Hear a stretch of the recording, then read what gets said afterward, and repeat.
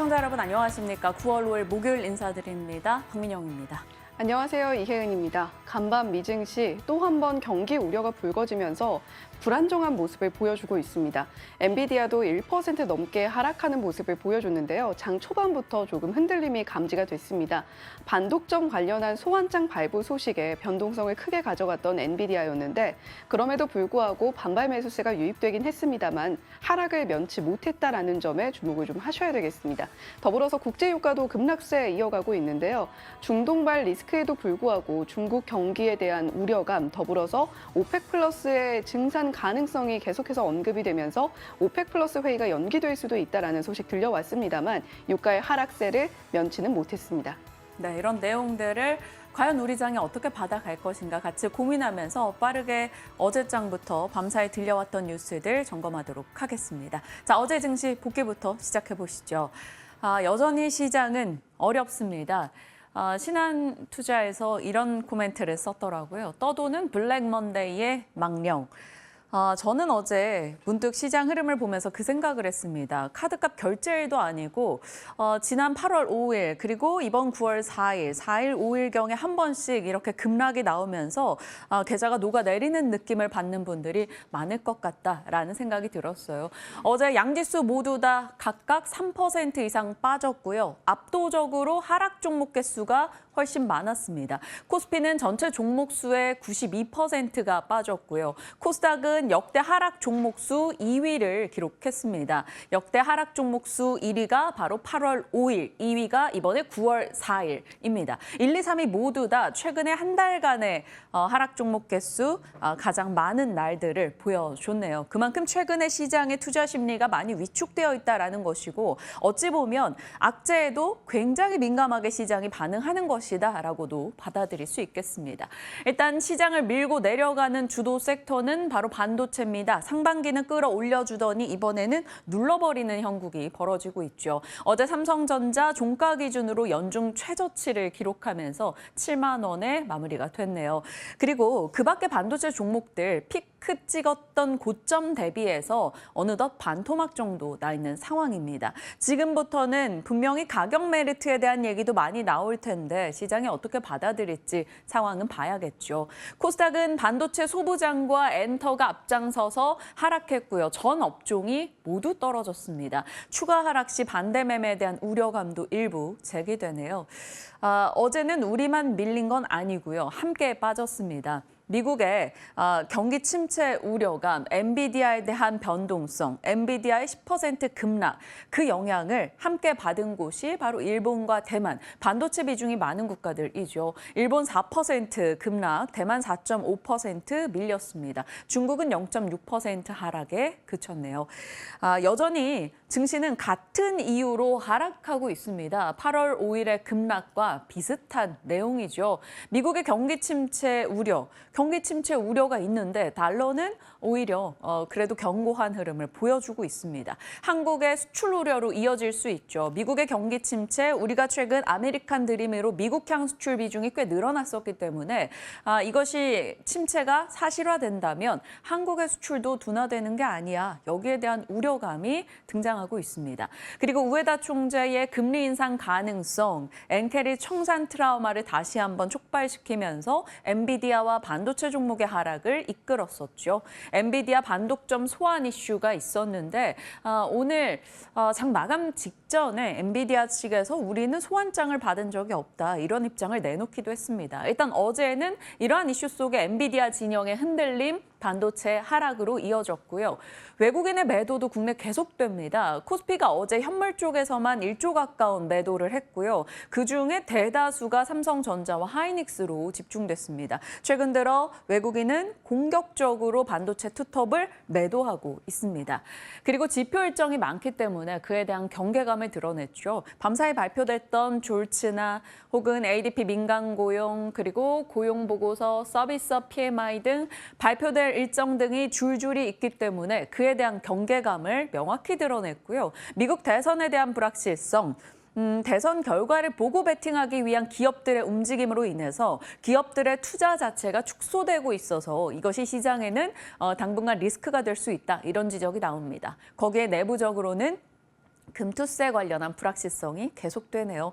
무엇 하나 새로울 것 없습니다. 다만 이 모든 것이 동시다발적으로 해결되지도 않고 있다 보니까 시장은 방향을 잡기가 어려운 상황인 거죠. 그 맥락 속에 투자 심리가 위축되면서 어제장은 급락으로 진행이 됐습니다. 의리의 한국이라고 썼지만 살짝 비꼬는 내용을 담았습니다. 미국의 기쁨은 응원만 합니다. 함께 가는 것은 약하고요. 아픔은 내가 더 가져갑니다. 그런 느낌이에요. 코스피와 나스닥인데요. 나스닥이 빠질 때 우리가 훨씬 더 큰 음봉을 기록하면서 빠집니다. 회복은 하는데 봉을 보시면 훨씬 더 나스닥이 강하게 올라가게 됩니다. 그리고 떨어질 때는 우리가 낙폭을 더 키우죠. 급락 나왔던 8월 5일 대비해서 우리는 한 고점 대비 다시 50% 정도 내려와 있는 상황이고요. 급락이 나왔던 미국 나스닥 같은 경우는 고점 대비 우리보다는 하락률이 적습니다.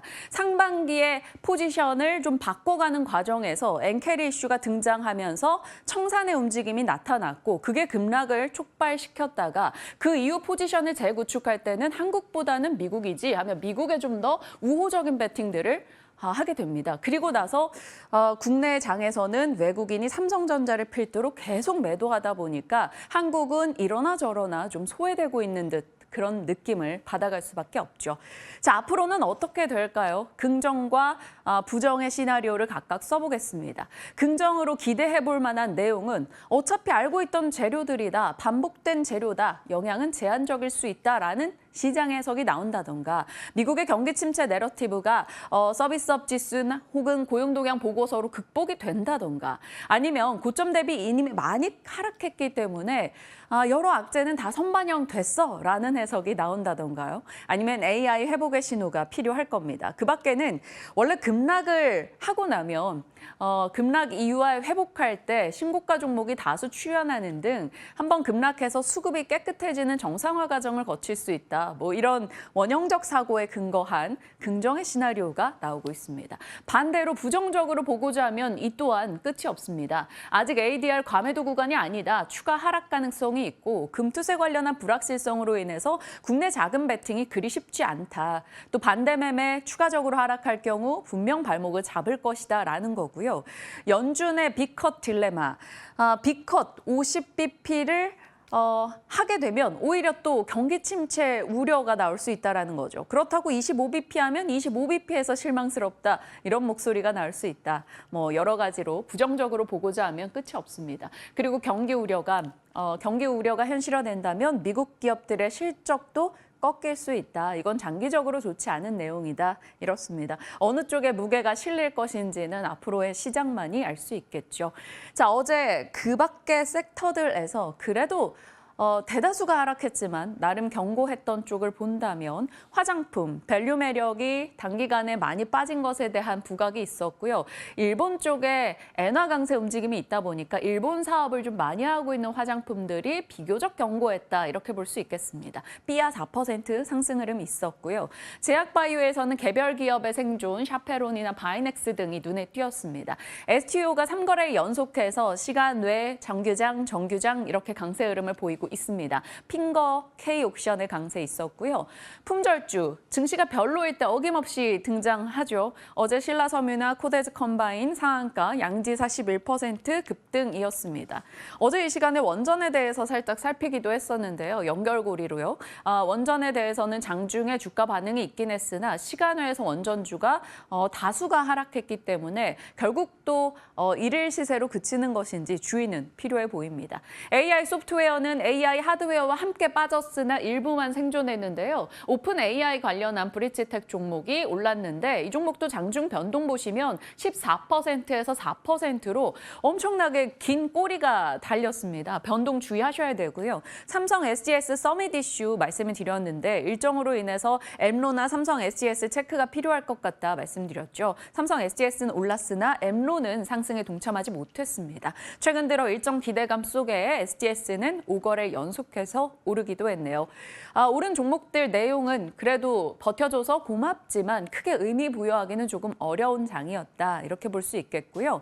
시간 외에서는 딥페이크나 사이버 보안주가 강세였는데 딥페이크 관련한 예산이 늘어난다 혹은 그에 대한 후속 조치 등이 나오면서 상승세였습니다. 센즈렉 같은 경우 시간 외 상한가 부분까지 가기도 했고요. STO 이제 법제화 시동 이슈로 인해서 시간 외에서도 강세 흐름이 있었고요. 시간 외 원전 빠졌고요. 2차 전지도 일부 밀렸는데 에코프로 HN 유증 관련한 소식이 심리 위축을 좀 가져오지 않았을까 싶습니다. 에코프로 HN은 시간 외에서 하한가 부근에 거래 마쳤네요. 오늘장 대응하시는데 참고하시길 바랍니다. 자, 미래에셋에서 반도체에 대한 이런 의견을 냈습니다. 과격한 주가 하락이 무색할 만큼 아직까지 피크아웃 신호가 없다라는 겁니다. 떠올려 보면 어제 반도체 하락의 이유들 요 정도겠죠. 침체 우려, 엔캐리 청산 관련한 트라우마 발동, 엔비디아 반독점 소환장 이슈, 외국인의 삼성전자 매도, 업종 피크아웃 우려. 그런데 업종 피크아웃에 대한 미래에셋의 반박이 있었는데요. 주요 계약이 이루어지는 9월의 방향성을 봐야 한다. 8월에 수출 성장률이 좀 둔화되는 듯한 느낌보다는 9월을 확인하고 가야 된다라고 얘기하고 있고요. HBM 포함한 대만향이나 미국향 SSD의 고성장세가 지속되고 있고 반도체는 매도보다는 보유 혹은 비중 확대를 하길 권한다라는 내용입니다. 그리고 한 가지 주의할 점은 이런 아직까지 낙폭이 좀 과대했고 시장이 민감하게 반응했다라고 판단하고는 있으나 단기적으로 반등할 만한 재료가 없다라는 것을 콕 집었습니다. 그래서 마이크론에 대한 실적, 삼성의 잠정 실적 등을 확인 후에 방향 설정을 해보자라고 이야기하고 있네요. 마이크론의 실적은 9월 27일, 삼성전자는 10월 초에 잠정 실적 발표가 있을 예정입니다. 자, 반도체 종목들 한번 볼까요? 상반기에 SK하이닉스 67%, 한미반도체 180%, PSK홀딩스, 테크윙 등 테크윙은 450% 이상 올랐었네요. 그러다가 하반기에는 모두 다 하락이고요. 많이 올랐던 종목일수록 낙폭이 조금 더 크게 나오고 있습니다. 전일장까지도 그 하락은 이어졌고요. 어느 정도 많이 오른 것에 대한 좀 토해내는 움직임이 나오기도 했는데 어떻게 바라봐야 될지 고민입니다. 일단 대만에서 지금 한창 컨퍼런스가 진행 중인데 거기에서는 AI 파티가 아직 끝나지 않았다라는 목소리가 줄줄이 나오기도 했는데 어떨지 반도체 상황들 지켜보도록 하겠습니다.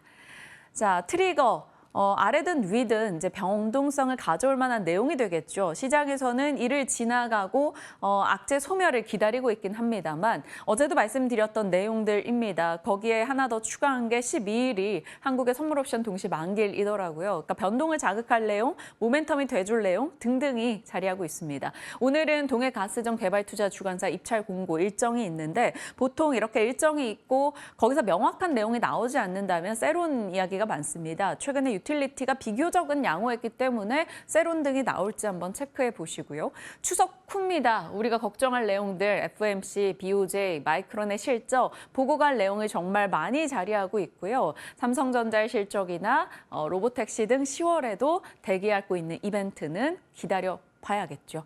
자, 뉴욕장입니다. 어제 3대 지수 모두 큰 폭의 하락이 있었고 나스닥은 3% 정도 빠졌었는데 밤사이 미국장은 일단은 하락을 멈추는 분위기네요. 나스닥과 S&P 500 약보합, 다우는 강보합으로 혼조를 기록했습니다.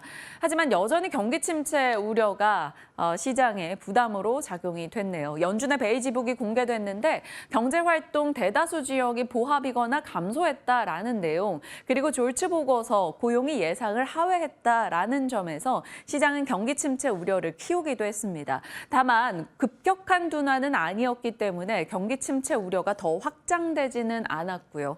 하지만 침체의 키워드가 있어서 금리 떨어지고 구리 떨어지고 유가 떨어지고 달러 떨어지고 엔화가 올라갔습니다. 최근에 어김없이 침체 내러티브가 나올 때 등장하는 패턴 그대로였던 거죠. 거기다가 유가가 배럴당 70달러를 하회했다라는 점이 계속적으로 조금 부담이 되네요. 어제는 정유주들도 유가 하락에 영향받으면서 국내에서 떨어지기도 했는데요. 경기 침체 이슈를 어떻게 극복해 나갈 것인지 상황을 지켜봐야겠습니다. 엔비디아는 추가 하락을 나타냈습니다. 마켓워치가 엔비디아가 원래 9월에 약했다라고 얘기하며 통계를 냈는데요. 9월 달에 상승했던 건 14번, 하락했던 건 11번 정도이다. 평균적으로 봤을 때 9월이 제일 좋지 않았었고 10월부터 12월까지는 상승했고 11월의 평균 상승률이 가장 좋았다. 이렇게 이야기하고 있네요. 엔비디아는 장중 변동성이 심했습니다. 저가 매수가 들어오기도 했었으나 여전히 시장은 좀 불안감을 드러냈고요. 1.6% 떨어졌습니다. 그리고 UBS 측에서 SML에 대해서 이익이 이제 2026년도부터 부진할 거다. 지금은 단기 정점 구간이라 중립 의견 이렇게 냈는데 그 때문에 ASML이 4% 빠지기도 했습니다. 테슬라는 그 전날에 호재를 받아들이면서 4% 시간차 호재 반영이 있었어요. 금리가 내려간다라는 내러티브가 경기 침체 우려로 자극이 될 수는 있으나 금리 인하에 반응하는 친환경, 전기차 이런 쪽에서는 강세 흐름을 나타냈습니다. 실적 내놨던 달러트리 아무래도 저소득 소비와 직결되는 종목이죠. 달러트리 쪽이 영업이익과 EPS가 YOY 기준으로 큰 폭의 감소를 나타냈습니다. 주가 22%, 경기에 대한 우려를, 소비에 대한 우려를 자극하는 내용인데 최근 달러 제너럴도 그렇고 달러트리도 그렇고 소비 둔화에 대한 우려를 반영하며 주가가 밀려나고 있습니다. 자, 충격 이후에 몸살을 앓고 있는 뉴욕 증시 그 전거래일에 완전 붉은색으로 가득 찼다가 오늘은 군데군데 상승하는 일부 초록이 보입니다. 이 초록색들은 거의 다 전기차나 혹은 금리 인하나 경기 방어 섹터 종목으로 볼 수 있겠죠. 테슬라, 니오, 리비안, 리튬 아메리카 등이 올랐고요. 태양광 등의 종목도 강세였습니다. 금리 인하 모멘텀 안고 있는 리츠나 혹은 항공기 임대 리스 쪽도 강세였는데 방어적 성격을 띈 통신과 방위산업 등도 상승세를 기록했습니다. 여전히 반도체는 떨어졌으나 그래도 AMD는 서버 쪽의 모멘텀, 퀄컴은 AI PC 모멘텀으로 일단 상승하는 모습이 나타났고요. 소비 둔화 이슈, 달러트리, 달러제너럴, 아마존, 핀더더 등의 유통 소비주들이 하락으로 거래 마쳤습니다. 시간 외 뉴스도 꽤 많았는데요. C3AI, AI 종목에 또 한 축을 자리하고 있죠. 실적 부진으로 시간에 급락 나왔고요. 휴렛패커드도 3분기 실적과 가이던스 괜찮았는데도 불구하고 시간의 하락은 있었습니다. 자, 장 마감 직전에 엔비디아가 반독점 관련 소환장을 받은 적이 없다. 이런 발표를 내놨습니다. 그러면서 그 영향일까요? 직결해서 연결 짓기는 좀 어렵긴 합니다만 엔비디아, AMD, 마이크론, ARM, ASML 등등이 시간외에서는 그래도 강보합을 기록했습니다. 자, 시장에 대한 얘기였고요. 밤사이 뉴욕장이 그래도 금리 인하 혹은 방어적 성격을 띈 섹터가 강했다 이렇게 말씀을 드렸는데 금리 인하 수혜 섹터로 요 정도 거론이 되고 있죠. 그동안 많이 얘기하지 않았던 리츠 쪽을 살펴봤습니다. 최근 한 달간 미국의 리츠 종목들 상승률인데 얼핏 봐도 다 초록색이죠. 상승 흐름이 나쁘지 않았습니다. 그동안 고금리가 장기화되면서 2년 동안 리츠 종목들은 하락기를 거쳤습니다. 그런데 이제 곧 금리 인하가 될 것이다라는 기대감 속에 금리 인하 수혜주로서 꼽히면서 미국에서 회복을 보인 거죠. 이들은 강한 배당 매력을 어필하면서 최근 상승세를 타고 있습니다. 다만 국내에서는 리츠주가 이처럼 올라가 주지는 못하고 있는데요. 왜냐하면 유상증자 관련한 소식이 계속해서 들려오고 있기 때문입니다. 그러나 오늘 아침 삼성증권에서 리츠 종목에 대한 업데이트를 냈고요. 네 종목 모두 다 목표가 지금 자리보다 한 20% 상향하는 움직임 기대를 하고 있더라고요. 리츠주도 사실 투자 부문에 따라 다를 겁니다. 주유소 혹은 데이터 센터, 헬스케어 어느 부분에 좀 주력으로 투자하는 리츠인가를 살피면서 대응이 필요할 것 같은데요. 시간 허락한다면 리츠주에 대한 얘기도 나눠보겠습니다. 그 밖에는 유안타 증권에서는 소외된 쪽에 바텀업을 기대해보자라는 보고서를 냈더라고요. 시장은 결국 가격이다. 싼 가격의 종목으로 시야를 넓혀보자라고 얘기합니다. 그래서 12개월 선행 영업이익 전망치 증감률 기준으로 이익이 좋아질 것으로 예상되는 업종을 꼽았는데요. 소외된 쪽에서 운송, 항공 들어가 있습니다. 유가 등의 비용 절감이나 여행 지출 성장 기대감을 드러냈고요. 소프트웨어 쪽은 인터넷 게임, 온라인 온라인 활동이 그래도 계속되고 있고 이쪽이 그나마 광고도 잘 집행되고 있다라는 얘기입니다. 그러나 운송이나 소프트웨어는 대형주가 좀 끌고 가는 장세이기 때문에 대형주로 압축해야 된다. 대한항공과 네이버를 꼽았고요. 필수 소비재 쪽 국내뿐 아니라 미국도 최근 필수 소비재가 견고한데 필수 소비재에 따른 방어적 성격을 갖고 있고 원재료 가격의 하락 수혜를 볼 수 있다라고 말합니다. 물론 이쪽은 최근에 많이 올랐었기 때문에 소외주는 아니라고 지적했고요. 오뚜기와 오리온홀딩스를 필수 소비재에서 종목을 꼽았고요. 건설 쪽은 금리나 원자재 환경이 우호적이라 GS건설, 대우건설 등을 지켜보자 얘기하고 있습니다. 바닥권에서 방어적 성격을 띠는 쪽을 들여다볼 수 있을지 시장의 고민을 같이 나눠 가보죠. 그 밖에 연결고리입니다. 시장에 대한 코멘트인데요.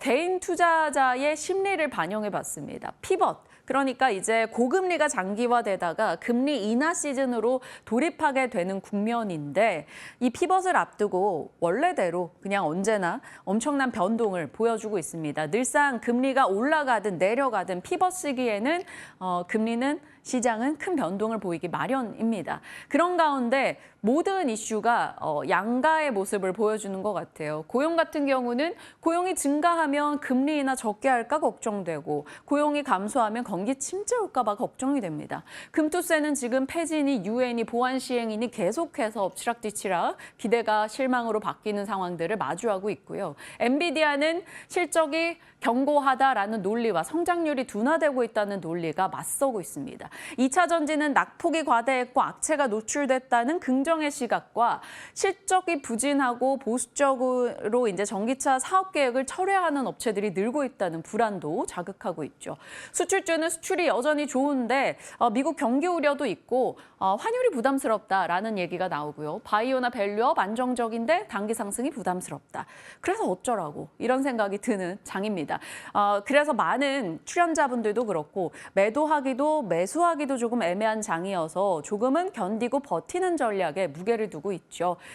다만 주가가 쉬어도 산업이 쉬지 않는다라는 얘기가 나옵니다. 대표적으로 메타버스 관련한 종목들의 주가는 처참했으나 메타버스 산업은 성장을 했었다라는 거고요. AI도 마찬가지가 될 수 있겠죠. 잠시 상승에 대한 부담으로 쉬더라도 AI가 멈추진 않을 것이기 때문에 주도 섹터로서 언제든 기회가 있다라는 얘기는 나옵니다. 너무나 낙관적일 수는 있으나 일단 희망을 하나 잡고 전략을 챙겨가겠습니다. 중국에서 CATL, 이제 중국 전기차 1위 업체죠. 전기차 화재가 급증하고 있다. 이것이 재앙이 될 수 있어서 안전 기준을 강화해야 된다라는 얘기가 있었고요. CALB라고 중국 전기차 쪽의 한 4위권입니다. 전고체 배터리 샘플을 공개했다고 해요. 전고체 배터리 2027년도에 생산 라인 설립하고 2028년도에 대량 양산하겠다라고 얘기했는데 시장이 좀 주춤할 때 전고체가 한 번씩 자리를 좀 지켜주는 흐름이 있었죠. 오늘도 영향 받을 수 있을지 트레이딩 관점으로 체크해 보시길 바랍니다. 이번 주 월화수밖에 안 지났군요. 굉장히 많은 시간이 지난 듯한 느낌인데요. 일단 오늘 드디어 목요일입니다. 당연히 ADP 고용 중요할 거고요. 서비스업 PMI 굉장히 중요한 데이터가 될 겁니다. 참고하시면서 미리미리 한번 내용 챙겨보시길 바랍니다. 시장에 대한 흐름 살펴봤고요. 섹터 뉴스 들어갈게요. 오늘 어느 쪽 잡아주셨나요? 네, 어제 시장에 상장된 종목들 10종목 중에 9종목이 내렸던 하루였잖아요. 그 와중에 상승이 나왔던 종목들 어떤 것들이 있을까 분류를 해보니까 이쪽으로 방향성이 좀 잡혔습니다. 함께 보시죠. 자, 어제 10종목 중에는 9종목이 내리고 10종목 중에 한 종목만 올랐던 하루였다. 이렇게 요약을 해볼 수가 있겠습니다. 코스피 상장 종목 90% 그리고 코스닥 상장 종목 90.2%가 하락으로 마무리를 했던 하루였는데요. 아주 귀한 상승 종목들 좀 추려보니까 이쪽에서 힌트가 나왔습니다.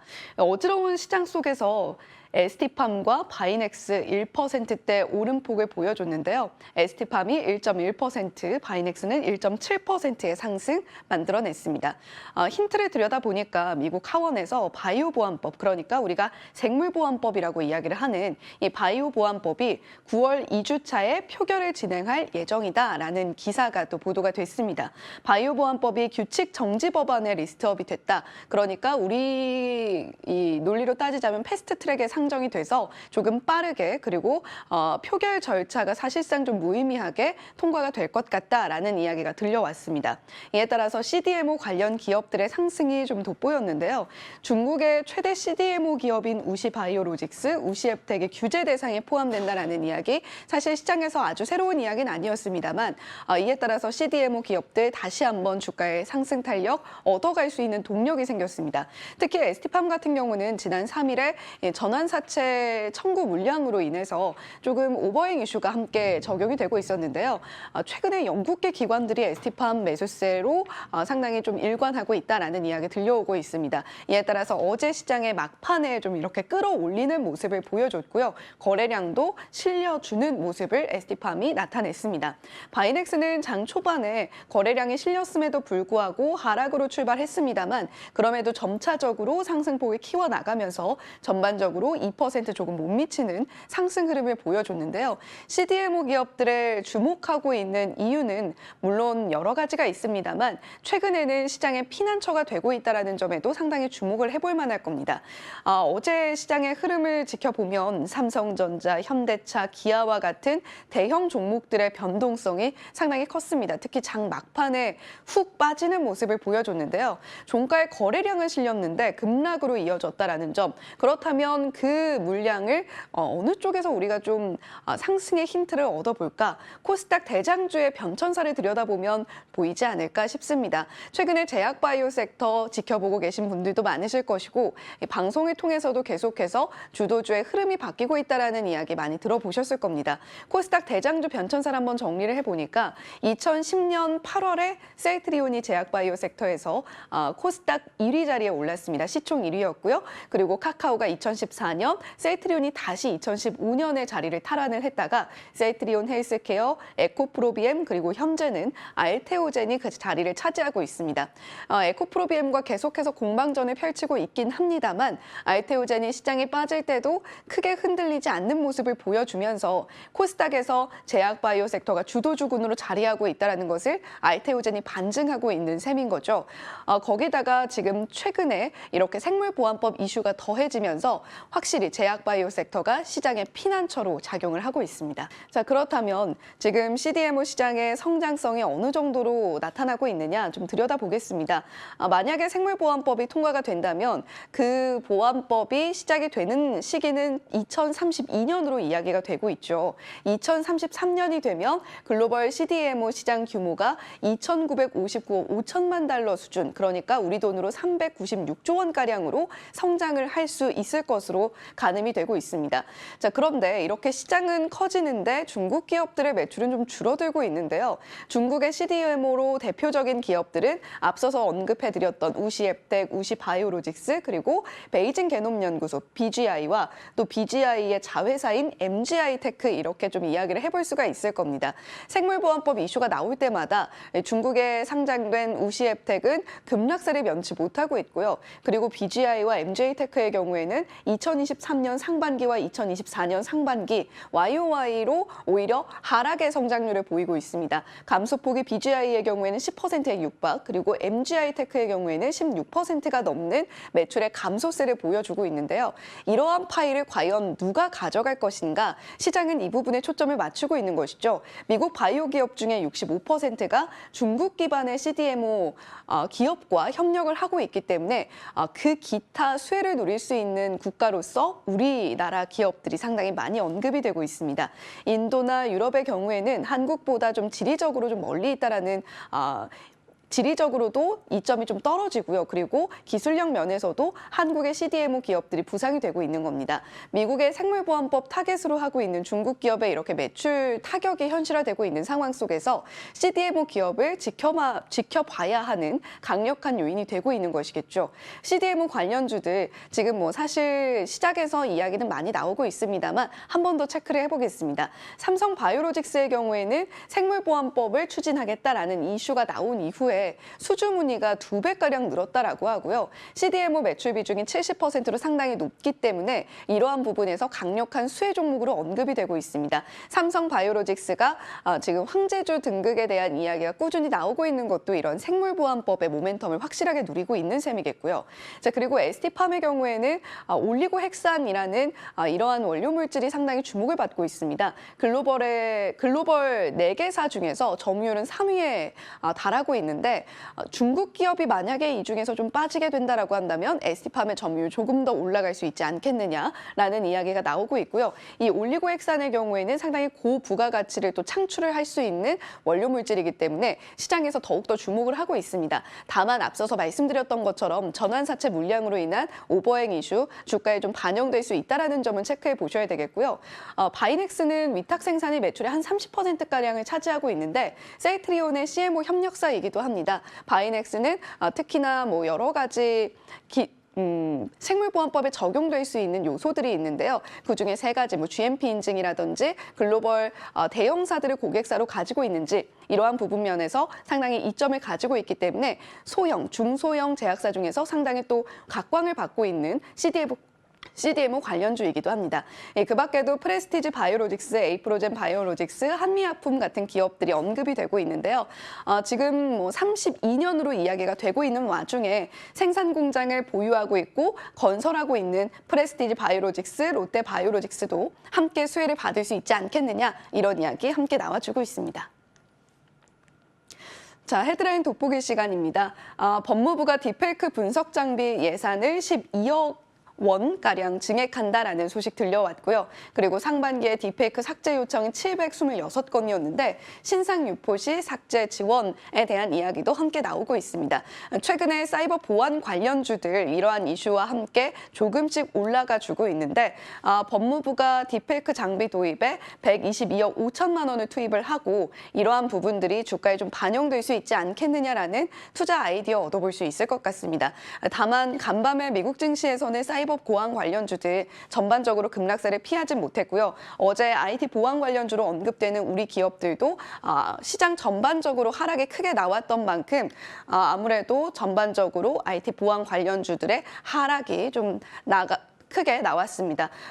이에 따라서 IT 보안 관련주들 조금 함께 체크를 해보시면 좋겠다라는 생각이 들고요. 다만 IT 보안 관련주들의 경우에는 시가총액이 작은 종목들이 많기 때문에 변동성에는 좀 유의를 하셔야 되겠습니다. 네, 생물보안법 비롯한 바이오 종목군에 대한 이야기 해주셨고 딥페이크 관련해서 이슈 잡아주셨는데 시간 외에서 딥페이크는 또 오르기도 했었습니다. 앞서 저희 화면에 나갔던 제약바이오 시세가 8월 30일자 시세로 잘못 표기가 됐습니다. 이 점 양해 부탁드립니다. 시장에 대한 고민 같이 나누겠습니다. 지금부터 전략 함께 하시죠.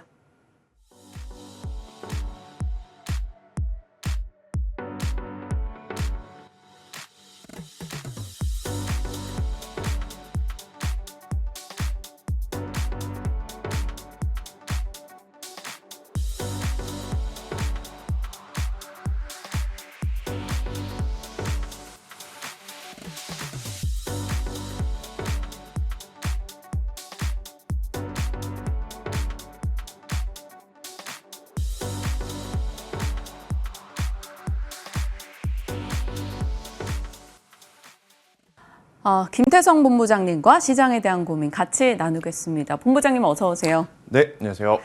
9월이 네. 좀 별로네요.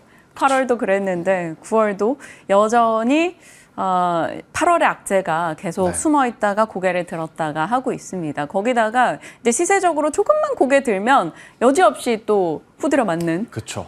조금만 올라도 빨리 이익을 챙기지 않으면 변동이 극심화되는 그런 장이 전개돼서 모두가 약간 매매를 짧게 해야 되나 이런 고민을 하게 만들어요.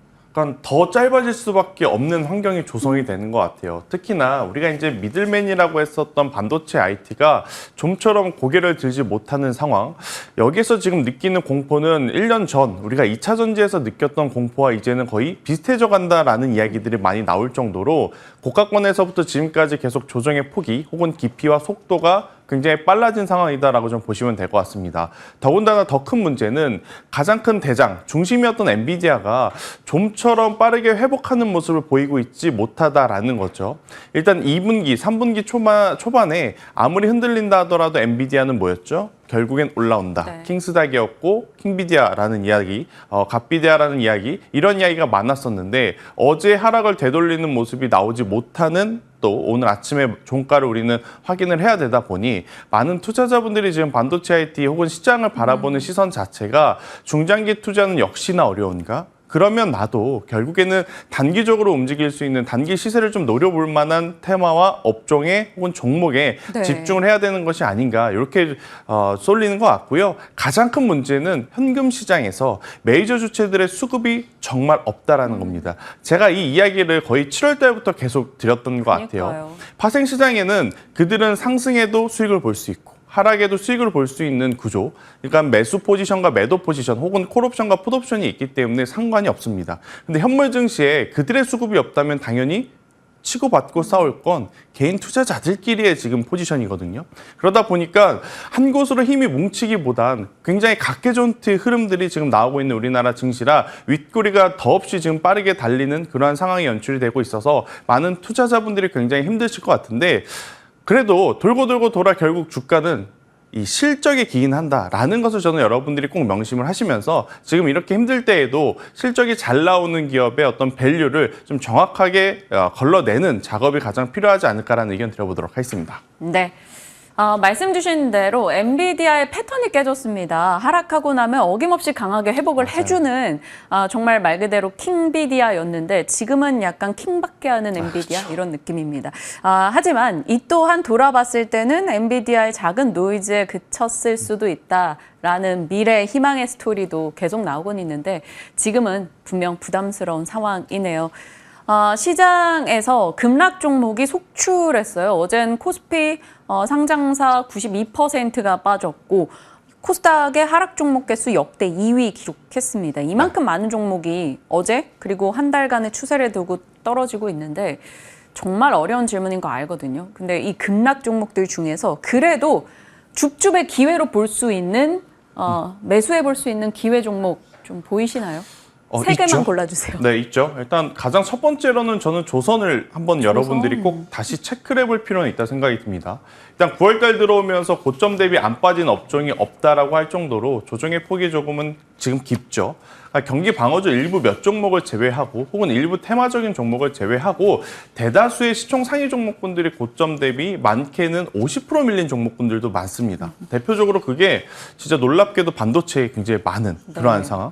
그 정도로 지금 시장의 질이 안 좋지만 조선업종, 특히 이제 조선 빅4에 대한 어떤 흐름을 놓고 보면 고점 대비 많이 밀려봐야 10% 혹은 15% 이내의 조정에서 마무리가 잘 되어가고 있는 모습들이 좀 보이고 있어요. 그래서 만약 여러분들이 포트에 조선주가 있다면 뭐 새롭게 조선주를 사자라는 이야기는 아니지만 그 조선주에 대한 관심도는 여전히 길게 좀 가지고 가보셔도 괜찮다라는 의견 한번 드려보면서 결국 이제 주가라고 하는 것은 펀더멘털과 센티멘털 이 두 가지를 체크를 해야 되거든요.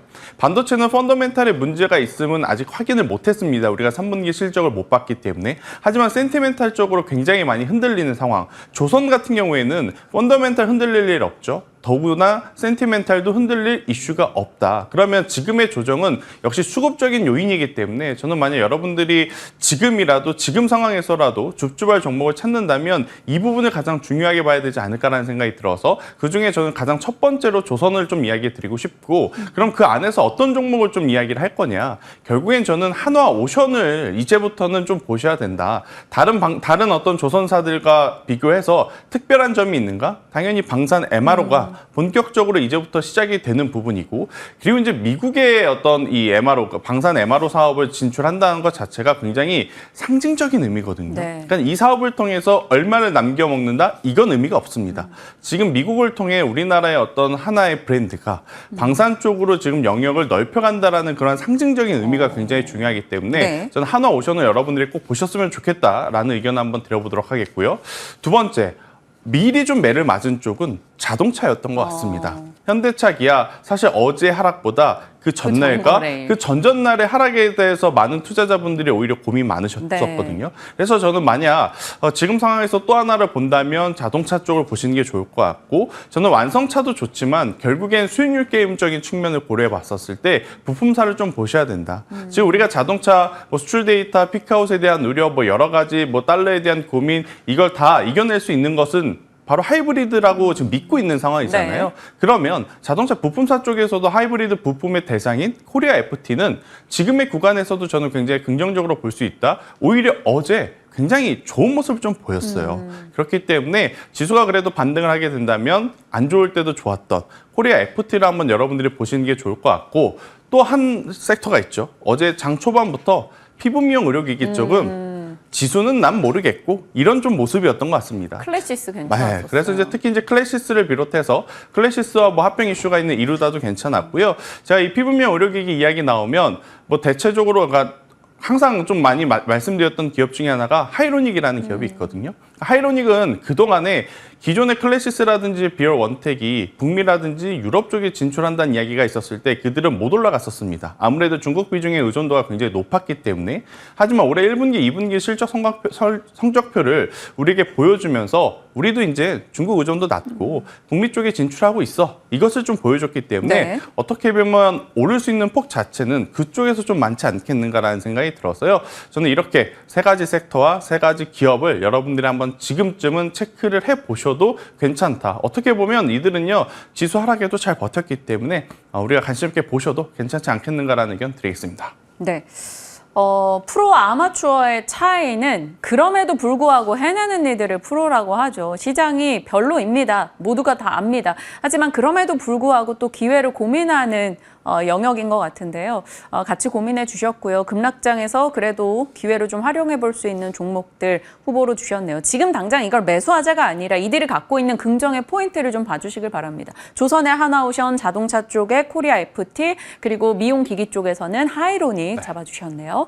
자, 이번에는 그래도 굳건한 나름 자리를 잘 지키는 제약 바이오 쪽으로 넘어가서 그동안은 제약 바이오 이런 큰 덩어리로 말씀을 질문을 드렸었는데, 그 안에서 지금 플랫폼에 바이오 비만에 너무나 많잖아요. 네. 오늘은 생물보안법에 좀 초점을 맞춰볼게요. 네. 이제 일정이 좀 임박하고 있다 보니까요. 관련 종목 전략 있으실까요?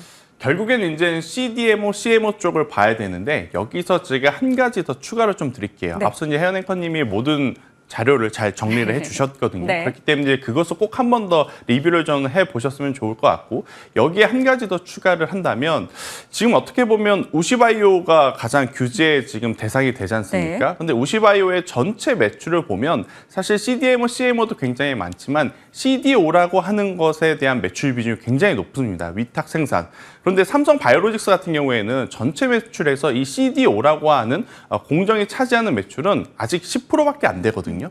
그러면 우시바이오에 대한 규제, 중국에 대한 규제를 정말 본격적으로 수혜를 받으려면 다가오는 3분기, 4분기에 이 CDO의 사업부의 매출이 늘어났는지 늘어나지 않았는지를 꼭 체크해 볼 필요는 있습니다. 만약에 올해 1분기, 2분기 대비해서 다가오는 3분기, 4분기 이 CDO 사업부의 실적이 늘어났다면 실제로 우시바이오를 규제를 함으로써 우리나라 기업들이 수혜를 받고 있음을 어떻게 보면 지표로 확인하는 과정이거든요. 네. 이건 삼성 바이오로직스에 대한 이야기뿐만 아니라 지금 관련주로 거론되고 있는 바이넥스라든지 ST팜이라든지 이러한 다른 기업들도 꼭 한번 체크를 해볼 저는 요소다라고 좀 한번 말씀드려보면서, 결국 금리 인하 시기에 맞물려서 미중에 대한 어떤 갈등, 여기에서 지금 수혜를 받고자 하는 쪽이 지금 제약 바이오이기 때문에 과거에는 단순히 테마적으로 움직였다면 지금 그들은 실체를 가지고 움직이는 기업들이 점점 많아졌다라고 생각이 듭니다. 그래서 제약 바이오 쪽 같은 경우에는 저는 많이 올라간 종목군들이 지금 있어서 가격에 부담은 되나 여전히 우리가 조정이 나온다면 가장 먼저 체크를 해야 될 섹터이긴 합니다. 왜냐하면 어제 가장 잘 버틴 쪽도 사실은 제약 바이오였거든요. 네. 그렇기 때문에 이쪽에 대한 관심도는 굉장히 높게 가져가실 필요는 있다라는 의견 드리도록 하겠습니다. 탑픽으로는 한 종목만 골라주신다. 저는 ST팜을 여러분들이 한번 꼭 보셨으면 좋을 것 최근에 같아요. 자주 상승 특징주였어요. 그렇죠. 그러니까 시장에 지금은 어떻게 보면 2등주, 3등주가 참 의미가 없어진 것 같아요. 거래량이 많으면 대장주가 올라갈 때 2등주, 3등주 커플링 매매를 하는 게 조금은 편하거든요. 이건 저의 개인적인 성향일 수도 있습니다. 네. 하지만 지금처럼 거래 대금이 없을 땐 굉장히 많은 투자자분들이 관심을 가지고 있는 종목에 차라리 집중하는 게 맞다. 그리고 이제 그 종목이 우리가 투자할 만한 명분을 보였다라고 하면 더할 나위 없이 좋죠. 즉 해외에서 이제 수주 그리고 공장 증설에 대한 이야기가 네. 나오는 쪽이 ST팜 아니겠습니까? 그렇기 때문에 저는 이 기업에 대한 관심도를 한번 늘려볼 필요는 있을 것 같고요. 현재 구간에서 저는 8만 원이라는 가격대 지지 여부가 가장 중요할 것 같아요. 지금 어떻게 보면 라운드 피겨 가격 그 중심에 있잖아요. 10만 네. 원이라는 가격대. 여기서 밀리지 않는다면 위로 올라갈 가능성이 높고요. 밀려 내려온다 하더라도 8만 원 밑으로 내려오지 않는다면 저는 괜찮다라는 의견 한번 드려보면서 만약에 여기서 이제 좋은 흐름을 보이면서 상승할 시에는 저는 15만 원이라는 가격대를 먼저 1차 목표를 좀 타겟으로 설정을 하고 가시는 게 맞지 않겠나라는 의견 드려보도록 하겠습니다. 네. 본부장님의 픽 종목으로 ST팜까지 저희가 들어봤습니다. 15만 원의 1차적인 가격 그리고 8만 원을 깨지 않는 것이 중요하다라는 점 살펴주셨으니까 픽 종목 참고해 보시고요. 질문 하나만 더 드려볼게요. 방산주는 어떨까요? 미국에서 방산 쪽이 나름 괜찮았고 경기 방어적 성격을 띠고 있고 앞서 하나오션에도 말씀해 주셨습니다만 세계적으로 어찌됐건 내 나라 내가 지켜 이런 분위기가 형성이 됐거든요. 방산비에 대한 집행. 근데 국내 종목들을 어떤 대응을 해야 될지가 고민이에요. 대응이 문제인 거죠. 그러니까 종목들은 다 알고 계십니다. 네. 그리고 좋다라는 것도 이미 인지를 하고 있는데 타이밍 싸움. 그러니까 어제 같은 경우에도 현대로템이 시장 대비해서 너무 좋은 모습을 보이니 이 종목을 사서 해지를 해야 되나? 이런 고민이 있을 것 같아요. 네. 그런데 또 막상 우리가 방산주를 또 사기 시작하면 또 이제 그게 빠질 가능성이 저는 높다라는 생각이 들거든요. 그래서 일단 방산에 대해서는 산업에 대해 긍정적으로 저도 바라보지만 조금은 더 지켜볼 필요는 있지 않겠는가라는 생각이 듭니다. 지금 주도 업종들이 최근에 굉장히 과하게 밀렸기 때문에 기술적 반등이 어느 구간이든지 나올 가능성이 높아요. 만약에 이제 기술적 반등이 나왔을 때 그동안에 상대적으로 혹은 나름 강했던 종목군들이 빠지게 되면 그 타겟은 방산이 될 가능성도 저는 굉장히 높다라는 생각이 들어서 일단 방산 쪽도 쫓아가는 매매 전략을 좀 세우시기보다는 가격적으로 좀 조정이 나왔을 때 그때 저는 담아내는 게 가장 좋지 않나라는 생각이 들고 있고 만약 나는 그런 기다리는 매매가 조금 불편하다 하시면 결국에는 한국항공우주가 저는 대안이 될 수도 있다. 네. 한국항공우주는 다른 기업들 대비 상대적으로 더 올랐지만 이제부터 오를 만한 명분은 우리가 이번 분기 실적으로 한번 확인을 했지 않습니까? 그렇기 때문에 지금 당장의 가격 메리트는 한국항공우주가 괜찮다. 하지만 조금 길게 좀 넓은 견해를 좀 바라봤었을 때 방산주들 전체적으로 쉬어갈 때 차라리 가장 큰 대장이라고 할 수 있는 현대로템과 하나 에어로스페이스에 집중을 하는 것도 저는 나름의 방법이 될 수도 있다는 의견까지 드리도록 하겠습니다. 네. 이렇게 시장과 종목군에 대한 전략 나눠봤고요. 본부장님 저희가 AS 하나만 네. 갑작스럽게 요청을 드릴게요. 유튜브 채팅창에 이제 뷰노 8월 27일에 김태성 본부장님의 종목이었었습니다. 그 이후 36,000원에서 지금 3만 원권이거든요. 뭐 다수의 종목이 지금 다 빠지는 상황이다 보니 그렇겠지만 이 뷰노 갖고 계신 분들을 위해 AS 좀 부탁드릴게요. 일단 뷰노의 어떤 펀더멘탈적으로 흔들리는 부분은 없습니다. 이게 미국으로 진출하려고 했던 것이 취소가 됐다거나 갑자기 규모가 줄어들었다거나 혹은 기술력에 문제가 있다거나 그런 것은 전혀 아니거든요. 네. 그러면 저는 오히려 역설적으로 뭐 가지고 계신 분들에게는 불편한 이야기일 수 있겠지만 없으신 분들에게는 또다시 한번 기회가 될 수도 있지 않겠는가라는 의견 한번 드려보며 결국 이제 의료 산업을 우리가 길게 봤었을 때 그리고 이제 고령화 사회까지 이제 체크를 해봤었을 때 사용하시는 분이 많아질 수밖에 없고 산업적인 구조상 늘어날 수밖에 없는 상황이다라고 좀 보시면 될 것 같아요. 그래서 이제 우리나라에서도 지금 점유율이 굉장히 빠르게 올라가고 있고 제가 당시 이제 가장 중요하게 말씀드렸던 건 미국 진출에 서두르고 있다. 네. 우리나라에서 예를 들어 1,000원을 가지고 한번 진찰을 받을 수 있다면 미국 가면 7,000원 내고 지금 받아야 되는 상황이기 때문에 이 기업들은 해외 진출이 사활에 걸려 있다. 이렇게 좀 설명드릴 수 있을 것 같고 그래도 이제 여기서 유의미한 굉장히 빠른 속도를 내고 있는 기업이 바로 이제 뷰노이기 때문에요. 저는 지속적으로 관찰을 하시면서 끌고 가보셔도 괜찮다는 의견을 드려보도록 하겠습니다. 네, 시장 상황이 이렇다 보니까 오른 종목보다는 좀 하락한 종목 내에서 저희가 AS를 해나가고 있습니다. 참고해 주시고요. 오늘의 시청자 의견을 즉각적으로 받아들여서 AS 했으니까요. 추가적으로도 보유 종목도 궁금한 거 있으시면 저희 유튜브 채팅창 통해서 한 번씩 올려주시길 바랍니다. 자, 오늘 김태성 본부장님과 시장에 대한 고민 나눴네요. 고맙습니다.